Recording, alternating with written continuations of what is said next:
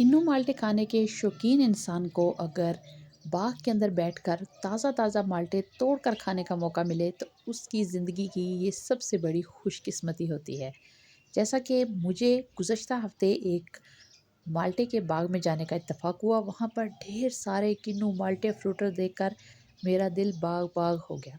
मैंने वहाँ पर ताज़ा-ताज़ा माल्टे तोड़े, उनको खाया और जो माल्टे बच गए उनको मैं पैक करवा कर घर ले आई। माल्टे मुझे बहुत ही ज़्यादा पसंद हैं।